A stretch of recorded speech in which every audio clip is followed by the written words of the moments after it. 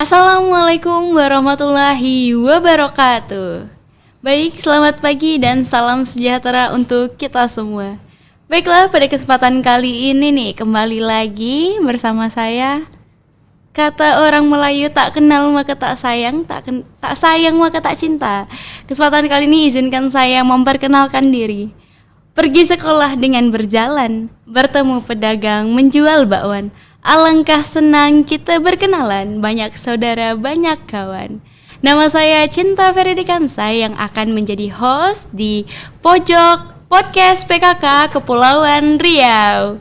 Baiklah, pada kesempatan kali ini nih teman-teman, kita akan membahas tentang transisi PAUD ke SD yang menyenangkan. Tentunya dengan narasumber yang sangat luar biasa. Ini dia Ibu Tasneti SPD AUD, yang mana beliau merupakan Purnabakti Guru Teladan Nasional pada tahun 1996, lalu menjadi Purnabakti Kepsek berdedikasi pada 2006. Semenjak 1996 beliau sudah bergelut nih di bidang pendidikan. Saya juga belum lahir, ternyata beliau sudah banyak banget pengalaman-pengalaman yang luar biasa yang pastinya teman-teman tungguin nih. Oke, ini kita sambut Ibu Tasneti. Selamat pagi, Ibu. Selamat pagi, Cinta. Selamat hari ini kita berbincang-bincang ya. Baik, sebagai pengawal acara hari ini saya sampaikan dengan sebaik pantun. Lebah bukan sembarang lebah, lebah bersemayam di pohon kayu. Sembah bukan sembarang sembah, sembah sam adat Melayu. Assalamualaikum warahmatullahi wabarakatuh. Waalaikumsalam warahmatullahi wabarakatuh. Seperti adik kita Cinta tadi memperkenalkan bahwa kalau tak kenal maka tak sayang ya. Kalau tak sayang maka tak akan ada cinta. Nah, saya perkenalkan diri saya Tasneti SPD AUD yang mulai bertugas di pendidikan anak usia dini pada tahun 1983. Nah, saat ini saya sudah pernah bakti, namun masih senang mungkin di dunia pendidikan anak usia dini. Dan pada saat ini saya berkecimpung di PKK, khususnya di tim penggerak PKK Provinsi Kepulauan Riau. Di Pokja 2 tentunya. Wis, luar biasa ya, Bu. Berarti sudah bergelut, sekarang Ibu mewakili dari PKK Provinsi Kepulauan Riau, terkhususnya di Pokja 2 ya, yang menangani pendidikan. Baik. Nah, ini kan lagi booming-boomingnya nih, Bu, tentang kurikulum merdeka ya. Berarti pada saat ini nih kita membahas nih transisi PAUD ke SD yang menyenangkan untuk anak-anak. Nah, pertama-tama ini apakah sih menurut Ibu penting nggak dilaksanakannya nih transisi dari PAUD ke SD yang menyenangkan? Saya kira sangat perlu sekali karena kita mungkin berbicara masalah PAUD ini ada sangat kompleks ya. Kalau kita bicara masalah pendidikan anak usia dini ini sangat panjang. Namun kita perlu tahu dulu apa itu PAUD. PAUD adalah pendidikan anak usia dini yang dimana usia yang dimiliki pada pendidikan anak usia dini itu antara umur 3 sampai dengan 6 tahun. Namun pendidikan anak usia dini itu sebenarnya 0 sampai 6 tahun ya. Di pendidikan anak usia dini terap pembelajaran yang diberikan, teknik pembelajaran yang disampaikan adalah belajar sambil bermain seraya belajar dengan suasana yang menyenangkan karena ada bermain di situ. Nah, namun dengan kaitannya dengan kurikulum merdeka adalah kurikulum merdeka ini di mana anak merdeka dalam belajar. Wow, luar biasa. Ini pemerintah lagi gencar-gencarnya ya. Oke, Bu. Dari awal kurikulum merdeka itu ya pada tahun 2021 ya mulai diadakan nih. Bagaimana sih perkembangan yang ada nih tentang kurikulum merdeka itu sendiri, terkhususnya pada transisi PAUD menuju ke sekolah dasar? Kalau kita lihat ke pelaksanaan daripada kurikulum merdeka atau merdeka belajar di pendidikan anak usia dini kaitannya dengan transisi PAUD SD ini sangat erat hubungannya karena di kurikulum merdeka itu ada merdeka belajar, anak memilih sendiri apa yang menjadi keinginannya sesuai dengan tingkat perkembangannya sendiri, minat anak di mana. Nah, sementara transisi PAUD ke SD ini sangat erat hubungannya karena apa? Di transisi PAUD ini ada PAUD itu pembelajaran yang menyenangkan, situasi yang menyenangkan, kondusif, belajar sambil bermain, dan di dalam bermain ada pembelajaran di situ. Nah, sementara transisi ke SD ini bukan dari kan kelas 1 sampai kelas 6. Namun yang diterapkan dalam transisi PAUD SD ini adalah SD kelas awal. Sehingga pada saat di SD sekolah dasar itu anak tidak terasa terbebani bahwa di sekolah itu sangat berat. Ada seperti membaca, menulis dan berhitung.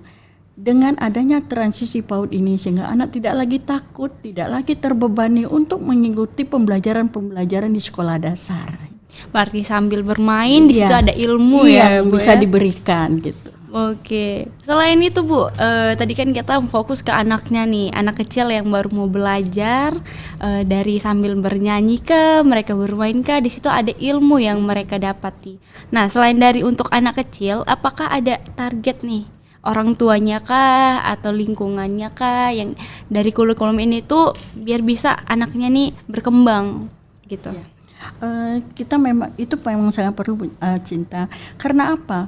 Mindset masyarakat ini perlu kita luruskan. Karena mindset dari masyarakat kita sampai saat ini yang namanya belajar itu anak harus bisa baca, tulis dan hitung.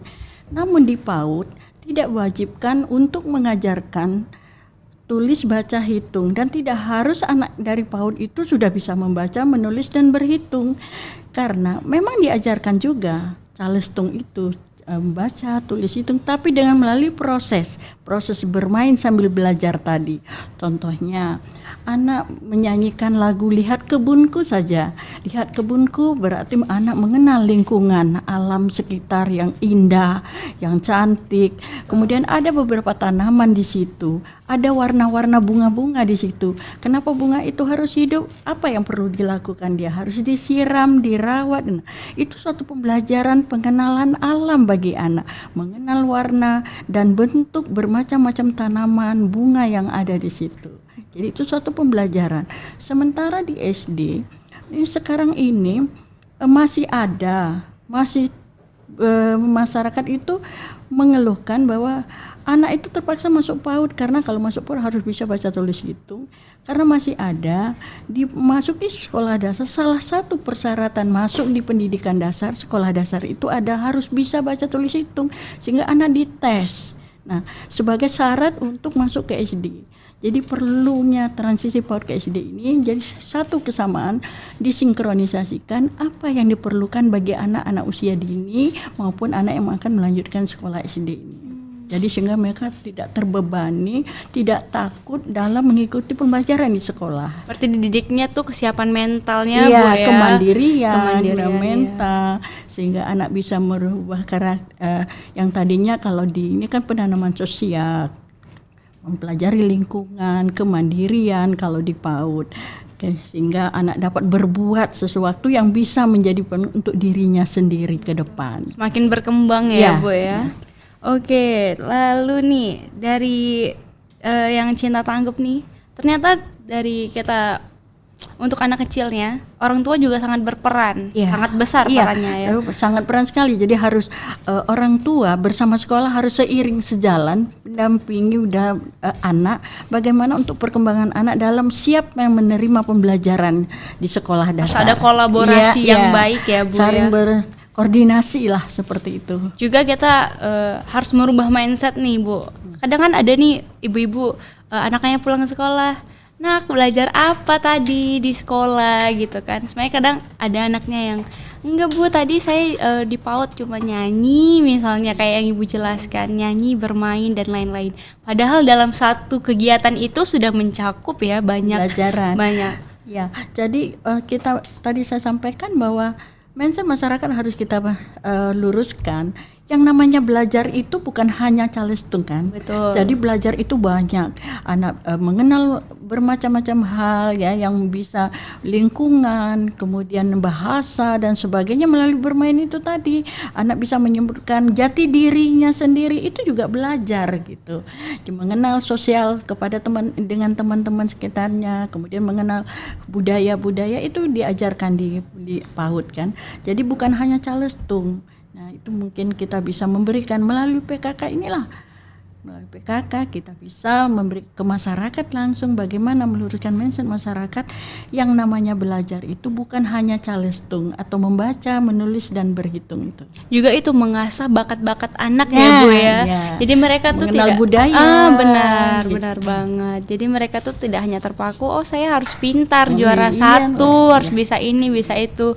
Dan mereka juga kadang banyak anak-anak yang tidak merasa tidak berkembang karena mereka belum mengerti nih skill mereka nih apa gitu. Padahal dari bermainnya itu ya kita udah melihat bibit-bibit yang udah bisa mereka dapati. Ya, mungkin perlu saya tambahkan sedikit karena begini.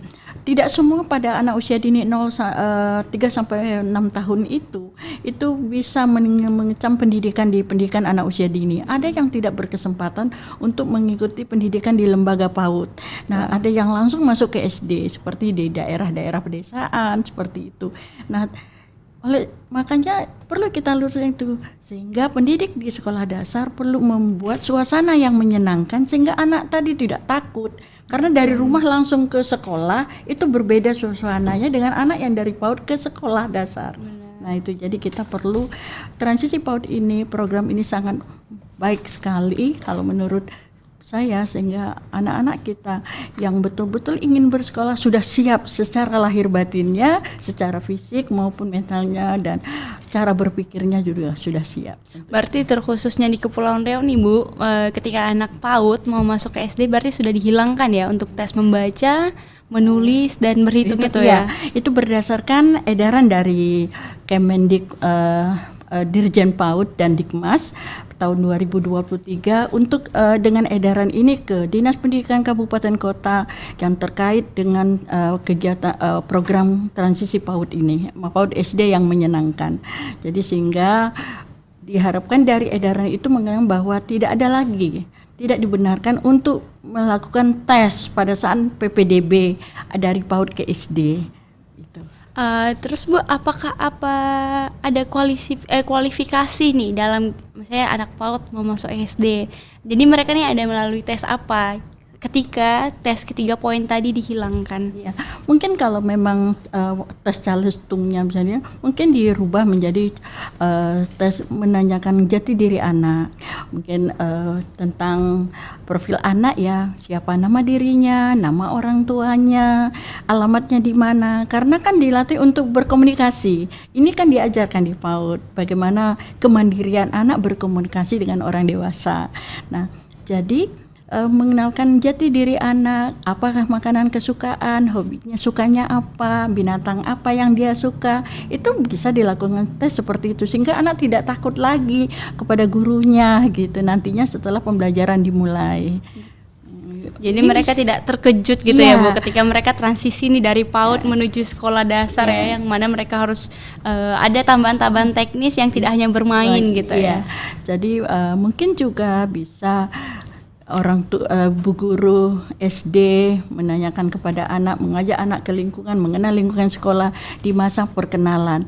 Yang saya tahu pada dulu sebelum edaran dari Dirjen ini, untuk masa perkenalan di pendidikan dasar itu 2 hari. Namun sekarang dengan edaran itu dengan ke program pemerintah dengan transisi PAUD SD yang menyenangkan itu menjadi 2 minggu. Di masa 2 minggu itulah banyak yang sekolah bisa memprogram rencana kerja tindak lanjut daripada transisi PAUD SD yang menyenangkan ini. Berarti mereka proses yang sangat halus ya Bu ya untuk anak-anak. Sehingga anak-anak kita bisa dirangkul karena anak-anak usia dini itu bukan hanya harus mengajar saya, tapi dia perlu dibimbing, dididik dengan suasana yang menyenangkan, rasa sayang. Karena di usia anak-anak usia dini ini pada umumnya itu lebih menyenangkan, yang disenanginya adalah orang yang mendampinginya. Jadi seorang guru harus bisa sebagai pengganti kedua orang tuanya pada saat berada di sekolah. Jadi sehingga dia menikmati pembelajaran itu dengan suasana yang senang, ceria, sehingga terpupuklah sama anak-anak yang cerdas nantinya. Luar biasa. Berarti nih membahas tentang guru nih, bukan guru sebagai peran dari orang tua kedua ya. Benar. Selain dari ibu dan bapak di rumah. Nah, dari sumber daya manusia nih atau gurunya sendiri dari pendidik, apakah di Kepulauan Riau ini mendukung Bu untuk adanya PAUD ini? Kalau saya kira sudah sangat mendukung ya, karena kalau data yang kita ada itu pendidik PAUD di Provinsi Kepulauan Riau yang terdiri dari 7 kabupaten kota ini sampai ke Natuna sudah banyak pendidik PAUD yang S1 PAUD. Walaupun mereka ini dengan kesejahteraan yang sangat memadai, namun mereka tetap berusaha bagaimana menjadi pendidik PAUD yang baik dengan mengikuti pendidikan lanjutan S1 dengan biaya mandiri. Seperti itu. Nah, karena mungkin kita boleh katakan orang juga mohon maaf di Cinta kita sekarang masyarakat juga menganggap PAUD itu adalah dari PAUD langsung ke TK baru ke SD. Tidak. Yang namanya PAUD itu adalah pendidikan anak usia dini antara umur 3 sampai dengan 6 tahun. Yang pendidikannya 0 sampai 6 tahun ya.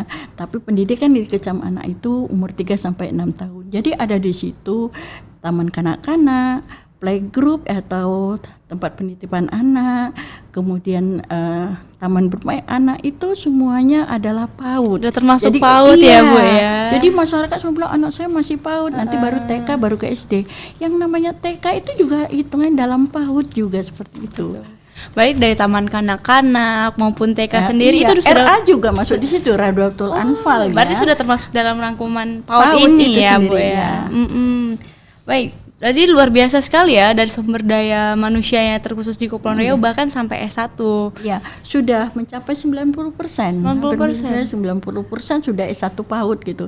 Kalau dulu mungkin persyaratan menjadi pendidik PAUD itu taman SMA. Tapi dengan pendidikan yang berkembang sekarang ini hingga diharuskan diwajibkan guru itu minimal S1. Gitu.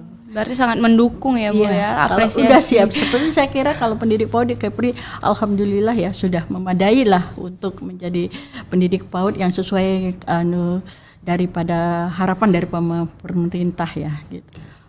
Untuk dari segi sumber daya manusianya nih Bu. Nah, kalau dari sarana dan prasarananya nih, apakah mendukung gitu Bu dari lingkungannya? Memang sih ya. Kalau kita tadi saya sudah sampaikan, kalau kita berbicara soal PAUD ini sangat kompleks ya. Bukan hanya dari segi pendidik atau peserta didiknya, gedung lembaganya, namun didukung oleh sarana prasarana bermainnya. Ya, baik bermain dengan alat-alat yang memadai di dalam ruangan maupun yang di luar ruangan. Karena anak usia dini ini adalah masa golden age ya, masa yang menyenangkan, yang tidak akan terulang bagi anak-anak, yang masanya masa bermain bagi anak-anak usia dini ini. Jadi memang perlu sarana prasarana. Namun kalau kita lihat di Provinsi Kepulauan Riau sudah cukup memadai lah, walaupun masih ada di beberapa PAUD khususnya yang jauh ya, mungkin sarana prasarana masih belum memadai. Namun seorang pendidik tidak harus sarana bermain pembelajaran anak-anak itu tidak harus dibeli dan semuanya bisa Memanfaatkan lingkungan, memanfaatkan ya, lingkungan yang gitu ada ya, Bu. ya. Jadi untuk menjadi satu pembelajaran bagi anak-anak batu ataupun kita kan dengan laut ya, kulit-kulit gonggong, kiong dan sebagainya bisa jadikan sarana alat belajar bagi anak-anak usia dini. Luar biasa, sebenarnya manfaat yang lingkungan ini udah bisa ambil, jadi Ya, tidak perlu yang yang mahal karena gitu ya. Saya kira dengan lingkungan itu ada satu stimulan ya bagi pendidik PAUD untuk memberikan pembelajaran yang sangat bermakna bagi anak. Di situ bisa kognitif, kemudian bisa adanya seni, ada motorik halus dan motorik kasar di situ. Jadi mereka menikmati proses yang Iya. ada ya Bu ya. Dari peran PKK-nya sendiri nih Bu, sebagai Ibu Poja 2 yang membahas tentang pendidikan, di bidang pendidikannya sendiri itu peran PKK-nya apa aja sih Bu? Kalau di Pokja 2, kalau pendidikan yang kita kan ada wajib belajar kita kan 12 tahun ya dari SD sampai ke SMA. Namun di dalamnya itu juga kita ada melakukan pembinaan-pembinaan. Namun yang lebih tepat itu tidak mungkin di Pokja 1 karena di situ adalah pembinaan anak di situ yang sifatnya mungkin lebih menjurus kepada pembinaan kepada lembaga atau apa. Namun kalau di Pokja 2 kita banyaknya pendidikan dan pelatihan. Mungkin kita tidak memiliki sasaran kita kepada anak, tapi kepada pendidiknya. Nah, contohnya mungkin bagaimana menyiapkan anak. Apa kan kalau di PAUD ini sering anak-anak sering tampil atraksi. Mungkin pendidik PAUD bisa dilatih bagaimana mendandani anak, jangan dipaksakan menyiapkan mereka dewasa sebelum waktunya. Ya, betul Nah, seperti ya. itu. Ibu-ibunya tuh sering seperti Iya. itu ya, Bu. Nah, anaknya ingin tampil cantik tapi tidak sesuai dengan tingkat perkembangannya. Jadi jangan paksakan mereka menjadi dewasa lebih awal. Betul. Nah, kita perlu mendidik pendidik PAUD kita, makanya melatih karena di Pojok 2 itu kan pendidikan ya. Kemudian nah di situ kita melatih pendidik PAUD bagaimana mendandani anak dengan baik. Kemudian bisa tersangkut dengan Pojok 3. Pojok 3 bagaimana memberikan mengolah makanan sehingga memodifikasi makanan sehingga menarik. Karena di PAUD kan selalu diberikan makanan tambahan. Benar. Jadi sehingga anak-anak itu mau makan yang diberikan disiapkan di sekolah gitu. Jadi ini mungkin kerjasama dengan kolaborasi antara semua pokja. Betul ya. Nah, kemudian adanya monitoring, memberikan makan vitamin, itu tugasnya dari Pokja 4. Jadi di PKK ini peranannya jangan banyak ya. Jadi untuk mengurus anak PAUD ini bukan hanya kepada Pokja 2, tetapi semua pokja terkait di dalam berkolaborasi satu sama lain. Saling kerjasama ya. Iya, seperti itu. Terkhususnya tadi kan Bu, di pemerintah nih membahas tentang stunting. Jadi perlunya nih gizi-gizi yang tepat untuk anak-anak ya yang diberi. Nah, apalagi ya gizi yang tepat karena juga stunting ini kan tengah tumbuh kembang anak terus menerus. Nah, bagaimana mungkin kita kenal tadi bagaimana mengolah ikan menjadi bakso yang menarik untuk anak sehingga anak itu mau makan bakso. Nah, selama ini mungkin belum adanya orang tua memberikan makanan yang dibawakan ke sekolah setiap hari karena ada forum makan bersama ya setiap hari di PAUD itu, sehingga anak-anak itu makan apa ada tak menarik bagi mereka. Nah, melalui sekolah mungkin bagaimana mengolah isi laut kita menjadi makanan yang menarik untuk anak, sehingga anak untuk makan. Karena ini akan berpengaruh pada gizinya. Nah, mungkin ada kerjasama melalui Dinas Kesehatan. Kemudian tentunya kalau di PKK di Pojok 4 seperti itu. Adanya berikan makan vitamin A itu dari Dinas Kesehatan. Itu kita kerjasama dengan instansi terkait ya yang penentu kebijakan ini untuk bagaimana yang membuat sekolah itu menjadi betul-betul PAUD itu yang terarah kepada holistik dan integratif. Wah, luar biasa banget Bu ya. Untuk dari PAUD nih menuju ke sekolah dasar, bagaimana sih dari komunikasi untuk kolaborasi ini menyampaikan bahwa anak PAUD itu tidak seharusnya, tidak wajib untuk belajar menulis, membaca, dan berhitung itu. Pasti kan di sekolah dasar nih, kamu udah harus bisa ini, kelas 1, kamu harus baca ini. Gitu. Mungkin kalau di PAUD ya, kita mengarah kepada PAUD-nya dulu. Kalau di PAUD mungkin kita bisa melakukan kegiatan parenting ya, di program parenting artinya pertemuan antara pendidik dan orang tua murid, memberikan sosialisasi kepada orang tua murid bagaimana pembelajaran sebenarnya di PAUD. Kemudian duduk bersama antara berdasarkan edaran yang dari dirjen itu, mungkin antara stakeholder terkait ya seperti Dinas Pendidikan, Pokja Bunda PAUD, kemudian forum komunikasi transisi PAUD ini, bagaimana yang harus bisa diberikan di SD awal, kelas awal ya maksudnya gitu. Jadi bukan harus transisi PAUD SD ini di kelas 3 atau di kelas awal antara kelas 1 dan kelas 2 seperti itu. Berarti di awal-awal ya Bu ya, sudah pada saat perkenalan itu tadi, masa perkenalan 2 minggu, kemudian adanya pertemuan antara orang tua murid dan pendidik-pendidik di sekolah dasar di SD mengadakan pertemuan dengan orang tua murid juga pembelajaran yang diberikan untuk kelas awal ini seperti apa, sehingga orang tua murid bisa memahami, tidak lagi menuntut anak harus bisa baca tulis hitung seperti itu, apalagi dengan diberikannya PR ya, jadi membebani anak seperti itu. Dirasa takut ya Bu untuk masuk sekolah ya. Karena sekolahnya bukan hanya di sekolah dasar kan, untuk jenjang seterusnya akan merasa terbebani, takut untuk bersekolah akhirnya. Betul. Saya harus bisa ini bisa ini nah, gitu itu ya. Jadi jangan ditargetkan orang tua murid, jangan menargetkan anak harus bisa dan menjadi juara gitu. Mereka punya caranya sendiri-sendiri ya Bu. Oke, untuk dari kendala nih selama kurikulum Merdeka ini berlaku, apakah ada kendala-kendala yang pernah Ibu alami? Sampai saat ini masih kalau saya memperhatikan untuk pendidik PAUD sendiri itu enjoy saja melaksanakannya, karena mereka kita lihat kan Merdeka Belajar. Karena kurikulum Merdeka Belajar ini hampir sama. Kalau kita lihat di kurikulum sebelumnya seperti kurikulum 13, KTSP, PKB itu sama, teknik pembelajarannya tetap mengacu pada proses belajar sambil bermain seraya belajar. Jadi suasananya terus menyenangkan untuk anak.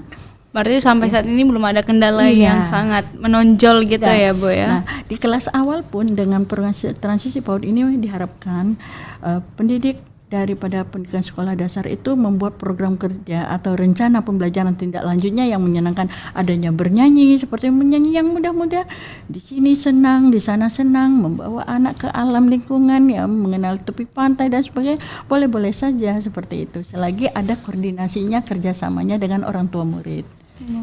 Baik Ibu, nih apakah ada nih pengalaman-pengalaman yang seru, misalnya ada anak yang berbeda daerah, suku budaya yang dijadikan dalam satu sekolah nih, otomatis kan yang mereka diterapkan, yang lingkungan mereka dapati itu kan pasti berbeda nih Bu. Ada nih pengalaman-pengalaman unik yang mungkin Ibu bisa sharing sama kita-kita. Ini memang ya, kalau kita bicara PAUD ini memang PAUD ini anak-anaknya unik ya, karena masa-masa mereka ini masa golden age yang kami sampaikan tadi. Memang saya sudah punya satu pengalaman waktu itu saya menjadi pendidik ya. Waktu saya mendidik ada perpindahan pendidik saya yang dari daerah yang berbeda budaya, yang sangat berbeda budaya dengan di daerah kita. Nah, seperti contoh di daerah Bali itu anak ini kan bahwa di budaya Bali itu agama itu kuat ya, bahwa binatang yang namanya lembu itu adalah sebagai Tuhan gitu. Nah, sementara kita di sini lembu itu boleh dimakan. Jadi kita menjelaskan pada anak, kita mengolah bakso dari daging sapi. Anak itu jadi protes, kok Bu Guru daging sapinya dimakan. Nah, itu kan Tuhan kami, sehingga dia bercerita ke orang tua datang ke kita. Nah, mungkin ke depannya kita dalam mengenalkan budaya kepada anak harus sesuai dengan bagaimana kita menyampaikan informasi itu kepada anak sesuai dengan tingkat perkembangan yang bisa diterima oleh daya pikir anak. Jadi dengan bahasa yang jelas. Jadi kita sampaikan bahwa kalau di Bali memang itu ya Tuhan, dianggap Tuhan, tapi kalau kita boleh, itu kan juga ciptaan Tuhan, ciptaan Allah. Allah memberikan binatang itu boleh untuk dimakan karena berguna juga untuk kesehatan tubuh kita. Nah, kita harus menjelaskan seperti itu. Tapi kalau bilang Tuhan tuh begini yang tidak bisa diterima oleh pikir anak akan semakin bingung. Jadi komunikasi yang jelas kita sesuaikan dalam sehingga pada saat guru bercerita, bercakap-cakap dengan anak, itu harus menambah wawasan dan kosakata anak yang bisa diterima dengan akal sehatnya, seperti itu. Berarti pentingnya yaitu komunikasi antara orang tua dan guru. Ya, memberikan komunikasi yang jelas. Nah, yang sangat saya sedih ada satu kejadian yang saya pernah alami. Waktu itu ada seorang pendidik kita menyampaikan anak-anak payung itu kita gunakan untuk hari hujan ya, hari hujan. Tapi kalau hujannya yang harus lebat, kalau hujannya tidak lebat tidak usah pakai payung. Mungkin ibu guru saat itu lupa menyampaikan kalau kecuali hari panas kuat dan sebagainya. Jadi suatu hari anak itu kurang sehat dan cuacanya sangat panas, dia tidak mau pakai payung. Kata bu guru pakai payung hanya waktu hujan. Nah, karena anak akan merekam apa yang dilakukan oleh orang dewasa. Mencontohi ya Bu ya. Ya, jadi hingga guru sampai ke matematika sampai menangis nggak mau pakai payung. Nah, pulang sekolahnya itu sehingga anak itu jatuh sakit dan demam. Nah, itu akibat daripada cara penyampaian guru berkomunikasi dengan guru tidak menjelaskan yang sesuai yang bisa diterima dengan anak. Sehingga anak jadi dalam pemberian komunikasi itu harus menambah kosakata dan wawasan anak dalam berkomunikasi dengan orang lain. Karena di pendidikan anak usia dini juga ditanamkan sifat sosial itu tadi, berkomunikasi, bersosialisasi dengan teman-teman dan kawan-kawannya, budaya, pada saat makan bersama seperti itu. Jadi sikap perilaku banyak diterapkan di situ. Pengendalian emosi juga diterapkan di PAUD gitu. Berarti sangat banyak ya Bu ya. Sebenarnya yang kita dibahas di PAUD nih dari pengalaman, dari ilmu-ilmu yang udah Ibu Tasneti beri nih. Jadi berbicara tentang PAUD ini unik gitu loh teman-teman. Sangat banyak dan kalau kita gali lebih dalam mungkin nggak cukup ini ya Bu waktunya ya. Sangat panjang ya, karena dia sangat kompleks dan unik. waktu yang kita bicarakan masalah anak usia dini, baik dari segala bagaimana menanamkan pola tingkah laku, sikap perilaku, pembentukan karakter pada anak, cinta tanah air, pengendalian emosi, yang khususnya kemandirian yang betul. Jadi anak itu bisa memakai sepatu sendiri, mulai pasang baju sendiri, itu juga diterapkan di PAUD. Oke, baik teman-teman, itu dia podcast kita kali ini tentang transisi PAUD ke sekolah dasar yang menyenangkan bersama narasumber terbaik kita, Ibu Tasneti. Berbicara tentang PAUD ini tidak akan ada habisnya. Teman-teman pasti lebih penasaran nih dengan podcast PKK Provinsi Kepulauan Riau selanjutnya. Teman-teman jangan lupa like, subscribe, dan bunyikan lonceng di YouTube PKK Provinsi Kepulauan Riau serta follow Instagramnya di tppkk.provinsi Kepulauan Riau. Baik, saya tutup dengan pantun. Jalan-jalan pergi ke Lingga, pergi sana berhari-hari. Kini sudah giliran kita, PKK Provinsi keren sekali. Saya Cinta Fridikansa, tutup podcast kali ini. Wabillahi taufiq walhidayah. Assalamualaikum warahmatullahi wabarakatuh.